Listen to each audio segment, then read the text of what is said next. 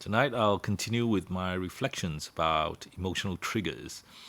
This time, about what I do to move past the emotional triggers. To talk about that, first, let me clarify what I mean by emotional triggers.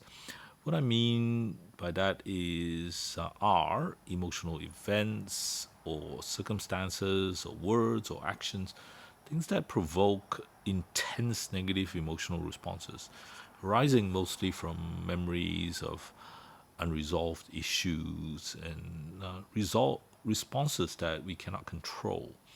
So, to overcome these triggers, I subject myself to positive triggers that evoke positive emotions to counteract it.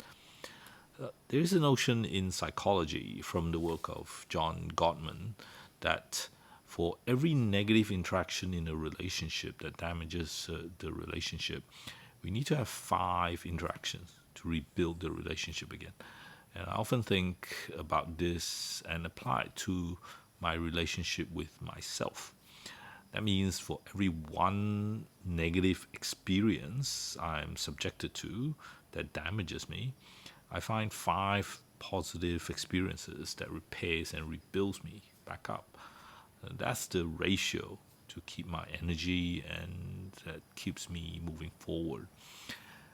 Yesterday, I said that the best positive response is gratitude for the trigger itself. When I can be grateful having that painful memory and be glad about how much stronger that it has made me, and to be empathetic to others who may have contributed to that pain. But that type of gratitude state is for the deep emotional negative triggers takes a long time of positive processing to arrive at. So in the meantime, there are much easier ways to evoke positive emotions. So photo albums is a very common thing that I find very useful. There's music, meaningful music, especially from my teen years when my character was being formed and the music is fused into those formative years. Then there are people, finding family and friends that trigger positive emotions. Everybody around me evokes different emotions at different times, and it is finding that connection that is that's useful for a particular time. So keeping basic health is important also. It makes a big difference. I try to eat well, sleep well, exercise, get some sun.